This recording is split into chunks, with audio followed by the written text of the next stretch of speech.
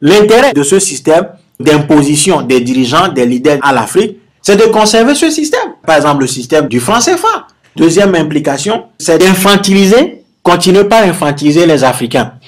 Leur faire comprendre que non, vous n'êtes pas capable de bâtir quoi que ce soit. Vous n'êtes pas capable de bâtir des États, rien, vous ne pouvez rien faire. Vous êtes obligé de vous aliéner à nous. Et dans cette logique, dans les années 90, on va faire entrer d'autres acteurs internationaux dans le jeu, qui sont les ONG. On va créer des ONG pour mieux infantiliser les Africains et leur faire comprendre qu'ils ne sont même pas capables d'avoir l'idée de l'État.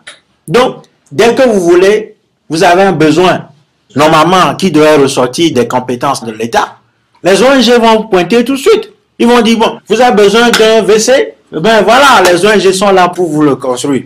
Vous avez besoin d'une école, les ONG vont être là pour vous le construire. Alors que ces tâches, notamment la construction des écoles par exemple, doivent relever clairement de la compétence de l'État. Donc, on va faire tout ça et on va humilier les Africains de façon constante, on va les priver de ressources. De sorte qu'aujourd'hui, la jeunesse africaine se retrouve même dans une position de fuite du continent. Nous les Africains aujourd'hui, en tout cas une bonne partie de la jeunesse africaine, ne voit même plus son avenir se réaliser sur le continent africain. Les Africains vont rêver en dehors de leur espace. On va penser que nous ne pourrons vivre que si nous émigrons, si nous sortons, si nous allons vivre en Europe. Tout le monde, tous les jours, les gens vont rêver de ça. À partir de ce moment, on abandonne l'Afrique aux dictateurs et aux multinationales. Les forces, les énergies capables d'organiser l'Afrique vont fuir le continent.